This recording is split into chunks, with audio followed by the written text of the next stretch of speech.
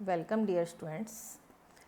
आज हम operating system paper 3 के यूनिट 1 का टॉपिक ऑपरेटिंग सिस्टम्स रोल के बारे में आज के वीडियो ट्यूटोरियल में डिस्कस करेंगे।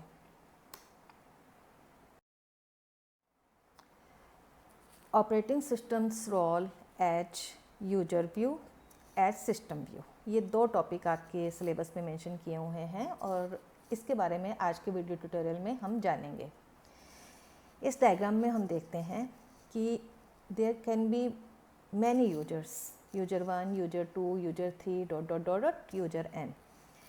और जो सबसे लोअर मोस्ट लेयर है वो है आपकी कंप्यूटर हार्डवेयर की।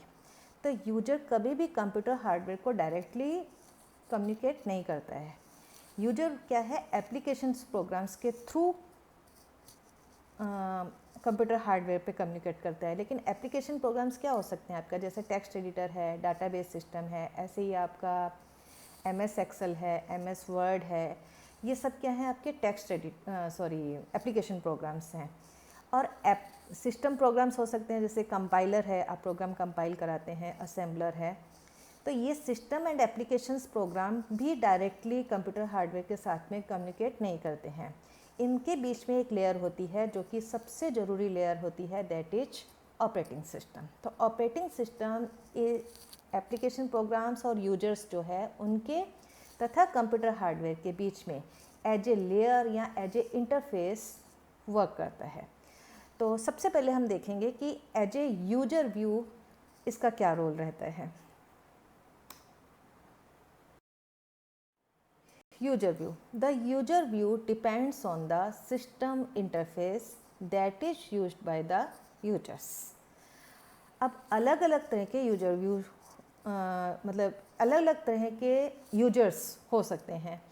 जैसे एक तो पर्सनल कंप्यूटर के यूजर के हिसाब से ऑपरेटिंग सिस्टम का क्या रोल रहता है, मेन फ्रेम और मिनी कंप्यूटर के हिसाब से ऑपरेटिंग सिस्टम का क्या रोल रहता है। इसी तरह से नेक्स्ट स्लाइड्स में हम देखेंगे कि वर्क स्टेशंस जब कंप्यूटर आपस में एक दूसरे से नेटवर्किंग के थ्रू जुड़े हुए हैं तब, या फिर आपके मोबाइल जो हैंड हेल्ड सिस्टम्स होते हैं उनमें ऑपरेटिंग सिस्टम का क्या रोल रहता है। तो सबसे पहले for the personal computer user, for the personal computer user में क्या होता है कि रिसोर्स शेयरिंग नहीं होती। उसमें सब कुछ जो है, जो भी रिसोर्स है वो एक सिंगल यूजर ने यूटिलाइज करना होता है। तो रिसोर्स शेयरिंग जैसा कॉन्सेप्ट नहीं होता है, क्योंकि सारे रिसोर्स जो होते हैं कंप्यूटर को, पर्सनल कंप्यूटर का जो यूजर है वो यूज कर सकता है। तो शेयरिंग नहीं होने की वजह से जो ऑपरेटिंग सिस्टम का जो मुख्य रोल होता है वो होता है कि किस तरह से इंटरेक्शन को ईजी बनाया जा सके या किस तरह से सिस्टम को यूजर फ्रेंडली बनाया जा सके। तो यूजर इंटरफेस जो है that is the main M, कि उसको वो इजीली यूजर जो है इजीली सिस्टम को एक्सेस कर सके। तो for the personal computer user the operating system is largely design to make the interaction easy. Interaction मतलब किस तरह से वो कम्युनिकेशन कर रहा है यूजर सिस्टम के साथ में, जो उसका कम्युनिकेशन हो बहुत यूजर फ्रेंडली हो। Some attention is also paid to the performance of the system, but there is no need for the operating system to worry about resource utilization. This is because the personal computer uses all the resources available and there is no sharing. क्योंकि single user है तो जो भी resource उसे चाहिए होगा वो उसे अवेलेबल होगा। तो जैसे CPU है तो CPU यूज कर रहा है, प्रिंटर है तो प्रिंटर यूज कर रहा है, क्योंकि ऐसा नहीं है कि CPU को एक से ज़्यादा यूजर्स यूज कर रहे हैं तो शेयरिंग नहीं होगी। रिसोर्सेज से मतलब यहाँ पे कुछ भी हो सकता है, आपके IO डिवाइसेस हैं, मेमोरी है, CPU है, तो रिसोर्स शेयरिंग पर्सनल कंप्यूटर में नहीं होती है। लेकिन जब हम मेन फ्रेम और मिनी कंप्यूटर्स की बात करते हैं तो फॉर द मेन फ्रेम और a mini computer user the operating system is largely concern with resource utilization. उसमें क्या होता है कि नंबर ऑफ़ यूजर्स जो होंगे मोर देन वन होंगे। तो नंबर ऑफ़ यूजर्स यदि ज़्यादा होंगे, क्योंकि उस नंबर ऑफ़ यूजर्स मतलब एक CPU है और मल्टीपल टर्मिनल्स उसके साथ में कनेक्टेड है, तो multiple terminals multiple users use करेंगे, तो resource sharing is a big issue.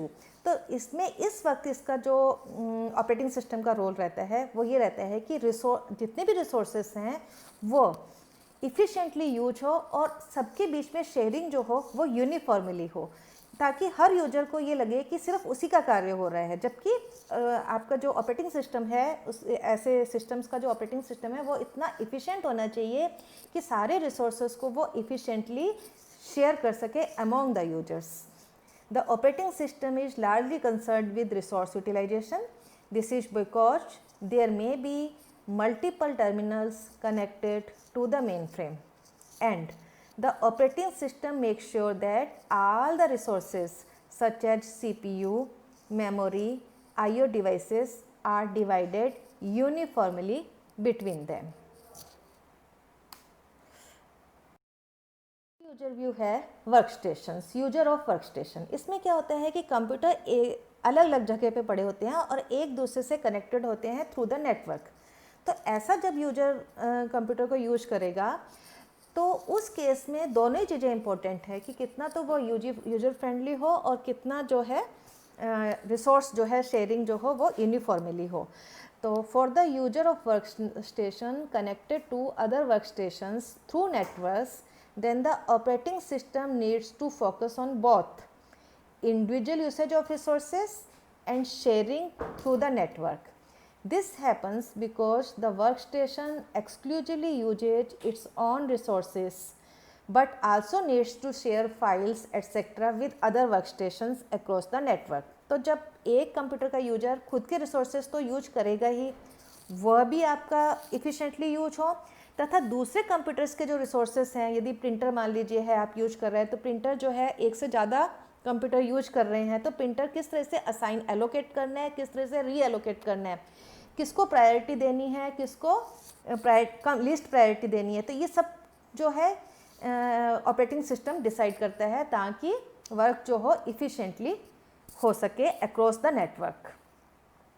Next है for the user of hand held computer. Hand held computer कौन से हुए आपके? मोबाइल हो गए, टेबलेट हो गया, जो पाम कंप्यूटर्स हो गए, ये सारे. तो इनमें क्या है, for the user of hand held computer such as a mobile, then the operating system handles the usability of the device include a few remote operations. The battery level of the device is also taken in to account. और इसके अलावा convenience जो है that is the major point for the operating system. So this is all about the operating system's role as a user view. Next slide में हम देखेंगे कि operating system's role as a systems view.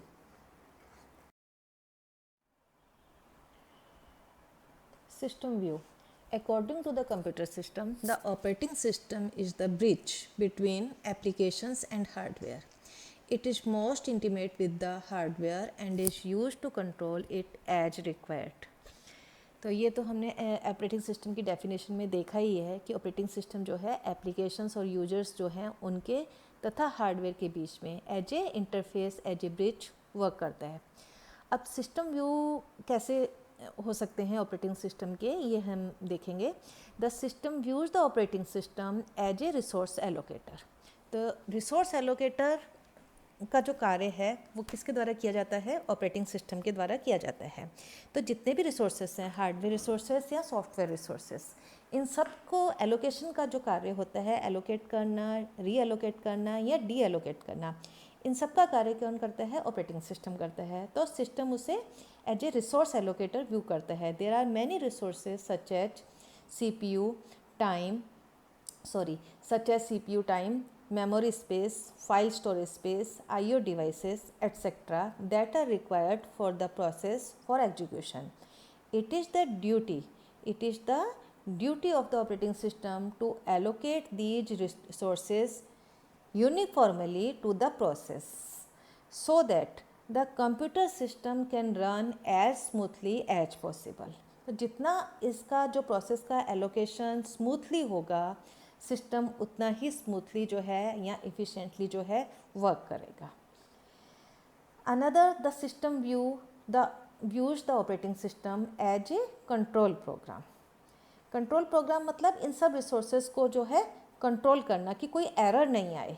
Without any creating any trouble, system works smoothly.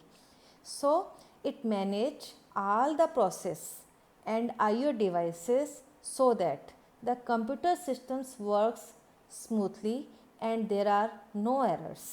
It make sure that, operating system ये sure करता है कि जितनी भी आईओ डिवाइसेस हैं वो प्रॉपर मैनर में वर्क कर रही हैं, that the IO devices works in A proper manner without creating any problem. तो इन सब का ध्यान भी कौन रखता है?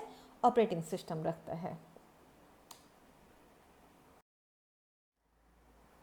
सिस्टम व्यू का जो दूसरा है, अनदर पार्ट है, वो ये है कि किस तरह से हार्डवेयर को इजी यूज किया जाए।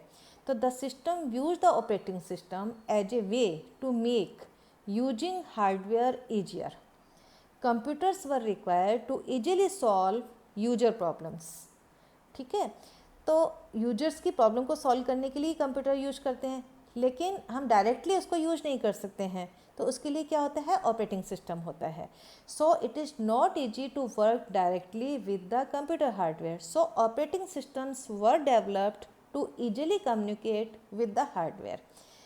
तो ऐसा नहीं है कि यूजर हार्डवेयर को डायरेक्ट कम्युनिकेट नहीं कर सकता, डायरेक्ट कम्युनिकेट कर सकता है, लेकिन उसके लिए उसको बहुत ही अलग तरह की स्किल चाहिए होगी, किस तरह से उसको हार्डवेयर की पूरी जानकारी चाहिए होगी, तो ही वो हार्डवेयर को डायरेक्ट यूज कर सकता है। तो उस हार्डवेयर की कॉम्प्लेक्सिटी को सारी को हाइड करना और जो इसेंशियल चीज़ें हैं जो चाहिए वो प्रदान करना, that is the work of operating system. ये बिल्कुल इसी तरह से है जैसे आप कोई भी, जैसे फॉर एग्जांपल वॉशिंग मशीन है, वॉशिंग मशीन को आपको यूज करना है ना, तो आपको सिर्फ स्विचेस से मतलब होगा, उसके जो स्विचेस हैं और उसके अंदर की जो भी कॉम्प्लेक्सिटी है उसको जानने का आपको ज़रूरी नहीं है। आप ऐसे नहीं करते कि आपको ऑन करना है तो आप उसकी 2 तारें ले जाके जोड़ेंगे, नहीं, आप डायरेक्ट स्विच ऑन करेंगे। तो ये क्या हुआ कि कितनी कन्वीनियंटली इजीली आप जो है इसको यूज कर रहे हैं। तो आप डायरेक्ट भी यूज कर सकते हैं, आपको यदि पता हो, यदि हार्डवेयर की पूरी नॉलेज हो, तो हम बिना स्विच यूज किए भी वॉशिंग मशीन को यूज कर सकते हैं, लेकिन उसके लिए पूरी हार्डवेयर की डिटेल जानना ज़रूरी है। तो ये सब हार्डवेयर कॉम्प्लेक्सिटी को हाइड करते हुए ऑपरेटिंग सिस्टम डेवलप किया गया है, ताकि यूजर जो है ईजिली हार्डवेयर को के साथ कम्युनिकेट कर सके। फिर है the system views the operating system as a program running at all times in the background of a computer system known as the kernel। ये बहुत इंपॉर्टेंट पॉइंट है कि जब हम कंप्यूटर को बूट करते हैं, स्टार्ट करते हैं, ठीक है, ऑपरेटिंग सिस्टम है तो एक सॉफ्टवेयर ही, और ये पूरे टाइम कहाँ पड़ा रहता है? आपका हार्ड डिस्क में पड़ा रहता है। लेकिन जब आप उसको ऑन करते हैं तो इसका जो मेन फाइलें हैं जो कि उस सिस्टम को चलाने के लिए ज़रूरी होती हैं, वो मेन मेमोरी के अंदर लोड हो जाती हैं। दैट वो तब तक चलता रहता है जब तक कि आपका सिस्टम स्टार्ट रहता है, और उस दैट पार्ट को हम क्या बोलते हैं? कर्नल बोलते हैं। और ये जब तक आपका सिस्टम ऑन रहेगा वो मेन मेमोरी में, ऑपरेटिंग सिस्टम में लोडेड रहेगा।